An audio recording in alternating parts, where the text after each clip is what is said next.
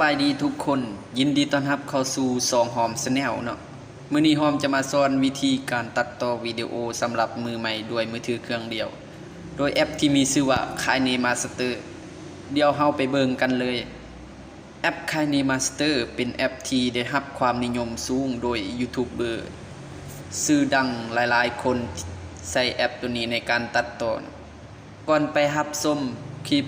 แมนฝากให้เพื่อนๆกด Subscribe กดกระดิ่งช่องหอม Channel เพื่อจะบ่ได้พลาดคลิปดีมีประโยชน์แบบนี้อีกโอเคเดี๋ยวเฮาไปเปิดมือถือขึ้นมาเลยเนาะแล้วไผที่ยังบ่มีแอป KineMaster แม่นให้เข้าไปโหลดอยู่ที่ Play Store เดี๋ยวเฮาไปเบิ่งพร้อมๆกันเลยเนาะที่ทุกคนเอาอันโทรศัพท์ออกขึ้นมาแล้วเนาะให้เข้ามาอยู่ Play Store เนาะPlay Store แล้วพิมพ์ค้นหาแอปเนาะค้นหาพิมพ์คำว่า KineMaster เนาะนี่ KineMaster มันเด้งขึ้นมาแล้วเนาะมันตอนนี้เราก็คลิกเอาเลยอันที่นี้แม่นอันค่อยติดตั้งแล้วเนาะถ้าทุกคนยังบ่ได้ตั้งแม่นเข้าไปติดตั้งก่อนเนาะทีนี้ข้าพเจ้าตั้งแล้วข้าพเจ้าจะเปิดแล้วเนาะคลิกเปิดเลยเนาะเปิดหลังจากที่เราเปิดเข้ามาแล้วมันจะเข้าสู่หน้าต่างนี้เนาะให้เราเลือกตัวอยู่ครึ่งกลางอันใหญ่ๆนี่เนาะเลือกตัวนี้เนาะให้ทุกคนติ๊กอยู่นี่แล้วอันนี้เลือกอัตราส่วนหน้าจอเนาะมันจะมี3อันเนาะอันนี้เราสิเลือกอันเราสิลง YouTube แม่นให้เราเลือกกันอัตราส่วน16:9เนาะนี่เนาะ16:9นี่หลังจากที่เราเลือก16:9เข้าแล้วมันจะเข้าสู่หน้าต่างให้เราเลือกกันวิดีโอที่เราจะเอามาตัดเนาะวิดีโอที่เราถ่ายไว้แล้วนะให้เราเลือกวิดีโอที่เราจะเอามาตัดเนาะเลือกตัวอย่างนี่วิดีโอข้าพเจ้ามันเอาไว้อยู่นี่เนาะนี่แคมรานี่แล้วก็เพิ่มวิดีโอเข้ามานี่หลังจากที่เราเพิ่มวิดีโอแล้วเราก็ติ๊กเข้าอยู่นี่เนาะนี่ไม้ติ๊กนี่เข้าบนนี้เนาะหรือว่าเราจะเอามี2วิดีโอเนาะเราถ่ายมี2วิดีโอตัวอย่างอันนี้ตัวหนึ่งเนาะเราก็เอาเข้าอีกแล้วจึงติ๊กเข้าบัดเดียวเนาะติ๊กนี่มันก็อยู่นานดิเข้ามาอยู่กล้องแล้วเนาะอันอยู่กล้องนี่ตัวนี้เนาะอันนี้ก็จะเอิ้นว่าไทม์ไลน์เนาะตัวนี้ไทม์ไลน์ว่าเราจะเลื่อนไปเลื่อนมาเราก็เลื่อนเนาะหรือว่าเราจะเอามือมาจิ้มบนนี้เลยบนนี้เนาะลูกศรนี่เนาะเอามือมาจิ้มอยู่นี่หรือว่าเราสิเลื่อนบัดเดียวเลยเนาะนี่มันจะกลับมาอยู่พี่สมมุติว่าเราสิเลื่อนไปสุดท้ายเบื้องนั้นเนาะเราก็จิ้มเบื้องนี้ในลูกศรสมมุติว่าเราสิเลื่อนไปเบื้องนั้นเนาะนี่เราสิเลื่อนกลับเขาก็เลื่อนเขาก็ติ๊กบนนี้แล้วมันก็ไปหน้าอยู่พุ่นเลยนี่อันนี้เนาะเลื่อนไปเลื่อนมา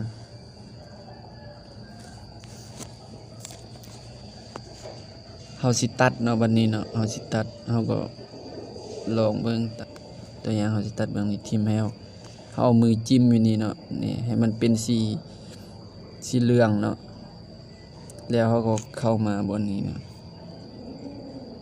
เข้ามานี่นะนี่มีตัดนี่คลิกนี้แล้วให้เลือกตัดไปทางซ้ายของหัวอาดเนาะจากที่เราเข้านี่แม่นให้เราเลือกตัวนี้เนาะตัวนี้เนาะตัวที่1เลยเราคลิกตัดนี่เบื้องนี้มันจะหายไปแล้วเนาะนี่หายไปแล้วสมมุติถ้าเราตัดแล้วให้เราติ๊กอยู่นี่นะติ๊กถูกนี่สมมุติว่าเราอยากตัดอยู่ครึ่งกลางเนาะเราเลื่อนมาแล้วเราอยากตัดอยู่ครึ่งกลางนี่เราก็คลิกนี่แล้วก็เลือกบนนี้คือเก่าแล้วเราเลือกตัวที่3เนาะให้เรามาเลือกตัวที่3นี่ตัวนี้เนาะแล้วก็ตัดนี่ มันจะแบ่งครึ่งเนาะนี่ได้แบ่งครึ่งนี่บอนอยู่ครึ่งกลางบอนไม้บวกเนาะมีเลขบวกนี่คันเราจะตัดเบื้องนี้เฮาก็คลิกเบื้องนี้คันเราจะตัดเบื้องนี้เฮาก็คลิกเบื้องนี้เนาะนี่อันนี้มันแบ่งครึ่งเนาะอันนี้มันพร้อมจะมาบอกแบบตัวอย่างเนาะพื้นฐานสำหรับคนที่ยังบ่มีพื้นฐานในการใช้แอปนี้เนาะเหมาะสำหรับมือใหม่เนาะที่ว่ายังบ่ได้ตัดต่อวิดีโออันนี้มันแอปKineMaster ที่เขาเจ้านิยมใช้สุดเนาะสำหรับนักยูทูบเบอร์ดังหลายคนเขาเจ้าก็ใช้แต่ตัวนี้เนาะ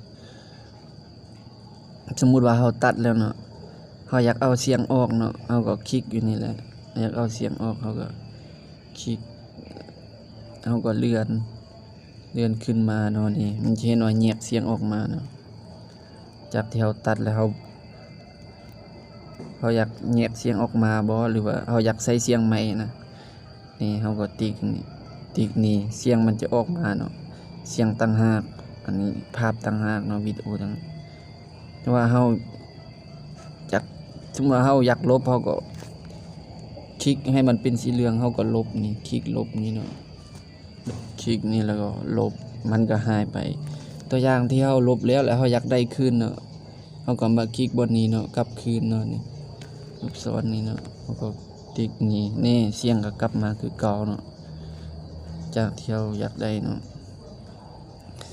สมมุติว่าเฮาสิใส่ข้อความเนาะเฮาเลื่อนมา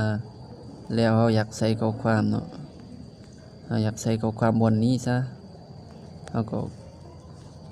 เข้ามาที่เลเยอร์เนาะเข้ามาที่เลเยอร์นี่แล้วให้เลือกตัวอักษรเนาะนี่เลือกตัวอักษรนี่ตัวอักษรแล้วเฮาก็พิมพ์เนาะเฮาจะใส่แบบใดเฮาก็พิมพ์อันนี้เฮาสิลองใส่ตัวอย่างให้เบิ่งเนาะใส่ว่าสบายดีเนาะตัวอย่างเฮาสิใส่อยู่นี่เนาะอันนี้เนาะหนังสือมันน้อยเฮาอยากขยายให้มันใหญ่เฮามือมาจิ้มบนนี้เนาะนี่บนลูกศรนี่เนาะจิ้มแล้วก็ขยายไปขยายมาเนาะนี่มันจะใหญ่จะเอาน้อยใหญ่หรือว่าเฮาสิย้ายไปไว้เบื้องนี้ก็ได้ไว้เบื้องนี้ก็ได้เนาะตัวหนังสือนี่สบายเอามือมาจิ้มแล้วก็ย้ายไปย้ายมาได้เนาะเพราะว่าหนังสือนี่มันพื้นหลังมันเป็นสีขาวตัวหนังสืออันนี้ก็เป็นสีขาวมันจะบ่เห็นเนาะฉะนั้นเราต้องไปเปลี่ยนตัวหนังสือมันให้มันเปลี่ยนสีมันให้มันเป็นอันสีดำเนาะให้เอามาบนนี้เนาะเปลี่ยนสีให้เอาคลิกบนตัวหนังสืออันนี้อยู่นี่เนาะมันเป็นสีขาวเนาะเราก็ติ๊กเอานี้เนาะแล้วเลือกสีดำหลังจากที่เราเลือกแล้วมันให้เราติ๊กบนนี้เนาะนี่ติ๊กอยู่นี่แล้วก็ติ๊กอยู่นี่อีกติ๊กอยู่นี่อีกเนาะนี่มันก็จะเปลี่ยนสีแล้วเนาะเป็นสีดำเนาะเอามาอยู่พี่มันก็เห็นแล้วเด้บัดนี้นี่ปรับตัวไว้นี่อันนี้ฟอนต์มันบ่งามตัวอย่างเฮาอยากเปลี่ยนฟอนต์มันเนาะถ้าอยากเปลี่ยนฟอนต์เฮาก็เข้าบนนี้นี่เปลี่ยนฟอนต์เนาะอีใหญ่อีน้อยเนาะเป็นฟอนต์เนาะเข้าอยู่นี่เนาะเฮาก็เลือกฟอนต์เนาะเลือกฟอนต์ที่เฮาจะเปลี่ยนเนาะนี่ฟอนต์สำหรับไผยังบ่มีแม่นให้เข้าไปโหลดอยู่บนนี้เนาะให้เข้าไปโหลดอยู่ อยู่รูปนี่เนาะรูปเพื่อนนี่ ให้เฮาติ๊กเอาอยู่นี่เนาะนี่อันนี้แม่นฟอนต์เนาะฟอนต์หลายๆเลือกโหลดตามใจเนาะสมมุติว่าเฮาสิเอาฟอนต์นี้ซะเฮาก็ติ๊กเอานี่เขาเจ้าเขียนว่าดาวน์โหลดเนาะเฮาก็ติ๊กดาวน์โหลดหลังจากที่เฮาติดตั้งแล้วฟอนต์เฮาก็ออกมาอยู่นอกแล้วเนาะฟอนต์ลองซอกเบิ่งมันจะออกมาอยู่แถวนี้เลยนี่ฟอนต์ที่เฮาติดตั้งเนาะมันอยู่พี่เนาะฟอนต์เฮาติดตั้งเมื่อกี้นี่2อันนี้สมมุติว่าเฮาจะเอาตัวเฮาติดตั้งเมื่อกี้เฮาก็ติ๊กเอานี่หลังจากที่เฮาติ๊กอันนี้แล้วเฮาก็ติ๊กถูกเลยเนาะนี่ติ๊กถูกนี่ เอาตัวนี้เนาะติ่งนี่ฟอนต์เฮาก็เปลี่ยนแล้วเนาะเป็นตัวหน้าแล้วนี่เห็นบ่เป็นตัวหน้าแล้วสมมุติว่าเฮาอยากใส่ภาพเคลื่อนไหวให้ตัวหนังสือให้มันมีสีสันเนาะให้มันงามเนาะเฮาก็เข้าบนนี้เนาะนี่การเคลื่อนไหวเข้าบนการเคลื่อนไหวนี่เนาะหรือว่าภาพเคลื่อนไหวก็ได้เฮาก็เลือกนี่สมมุติว่าเฮาจะใส่ป๊อปเนาะนี่มันเลื่อนไปทางขวาเลื่อนไปทางซ้ายเลื่อนขึ้นเลื่อนลงนี่โอ้สุดยอดเลย นี่ปีนแล้วแต่เนาะบ่ได้อยากใส่แบบใดก็ได้เนาะสะดวกสบายนี่จักใส่ให้มันงามเดี๋ยวข้าพเจ้าลองใส่ตัวนี้เนาะเลื่อนขึ้นเนาะ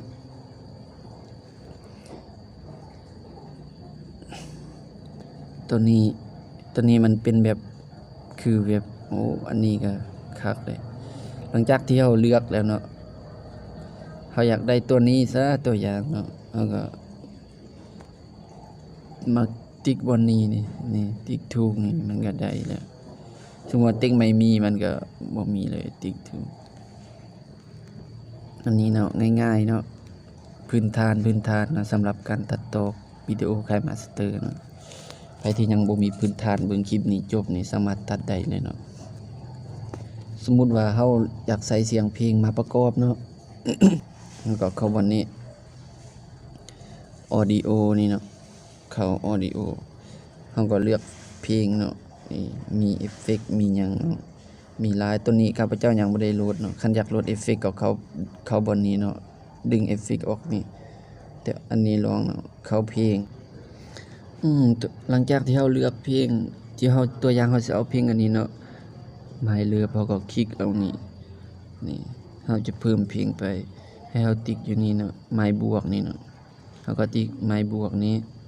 หลังจากที่เราติ๊กหมายบวกแล้วแล้วก็ติ๊กถูกนี่เนาะติ๊กถูกอยู่ถึงนี่ติ๊กถูกนี่เพลงกลับมาอยู่ในหน้านี้แล้วเนาะนี่เพลงก็กลับมาอยู่หน้านี้อยู่บนเที่ยวสมมุติว่าเพลงนี้เราอยากเอามาอยู่เบื้องนี้เนาะเอาอยากให้มันมาอยู่ประมาณนี้ตั้งเริ่มต้นเนาะเราก็เอามือมาจิ้มอันนี้ค้างไว้เนาะแล้วก็ลากอันนี้มาลากไปเนาะลากไปจนสุดอยู่พี่นี่เราก็ลองเพลย์เบิ่งวันนี้แล้วเราลองเปิดเบิ่งลองเปิดเลื่อนนี่บนปุ่มเปิดเนาะเราก็ลองเปิดนี่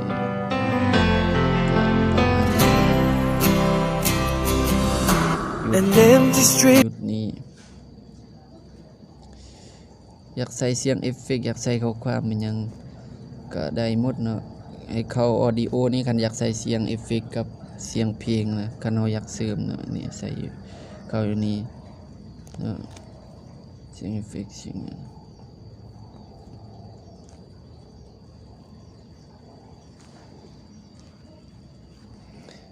หลังจากที่เราอันตัดต่อแล้วเนาะสมมุติว่าเราอยากตัดอยู่แจ้นี่นะอยากตัดอยู่พี่เนี่ยตัดอยู่แจ้พี่แล้วก็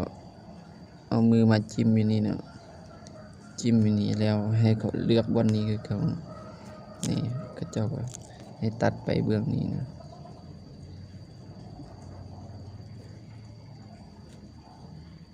นี่นะตัดไปเบื้องขวาของหัวอ่านเนาะตัดนี้มันจะหายไปจะเราบันทึกหลังจากที่เราตัดแล้วเราใส่เพลงให้ยังใส่เอฟเฟกต์ใส่เสียงข้อความมันยังแล้วเราพอใจแล้วเนาะเราอยากเซฟอันนี้เราอยากเอ็กพอร์ตเนาะเอ็กพอร์ตเราก็เข้าบนนี้เนาะเข้าอยู่นี่เอ็กพอร์ตให้เข้าบนนี้เนาะเราจะไปเซฟเนาะเราติ๊กเข้าบนลูกศรอยู่นี่เนาะแจ๊ขึ้นติ๊กออกนี่อันนี้เราก็เลือกเนาะอันนี้มัน Full HD เนาะอันนี้มัน HD นะสำหรับใครที่ลง YouTube ให้แนะนำให้ใส่ HD หรือว่า Full HD เนาะสมมุติว่าอันนี้มันขั้นต่ำเนาะสมมุติว่าเราจะเอาเพิ่มขึ้นขั้นสูงเนาะจำพี่เบิ่งแม่ 200ประมาณ219เมกเนาะเอาก็ลงขั้นต่ำเบิ่งขั้นต่ำนี่ขั้นต่ำก็เอา68เมกนะสำหรับใครที่โทรศัพท์ผู้ใดที่มีอัน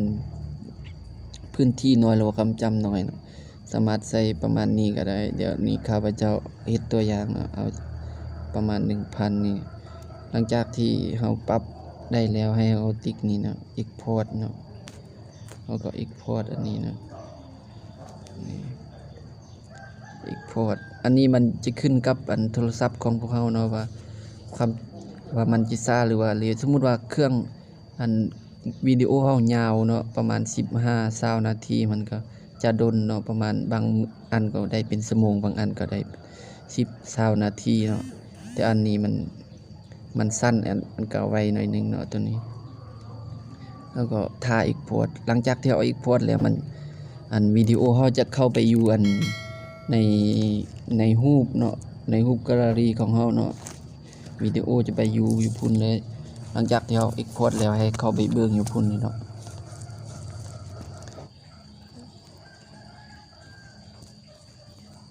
เรียบร้อยหลังจากที่เฮาexportแล้วเนาะให้เขาไปเบิ่งวิดีโอของเฮาเบิ่ง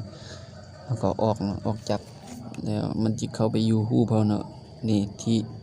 วิดีโอที่เฮาexportเมื่อกี้เนาะตัวทำอิฐนี่เลยนี่59วิเนาะเฮาexportเมื่อกี้นี่เฮาก็คลิกเปิดนี้คันเฮาสิเปิดนี่คลิปนี้ก็จบไปแล้วสำหรับการสอนตัดต่อวิดีโอเบื้องต้นเนาะถ้าผู้ใดมักก็อย่าลืมกดไลค์กดแชร์กดติดตามเนาะกดกระดิ่งเพื่อเป็นกำลังใจเฮ็ดคลิปต่อๆไปขอบใจ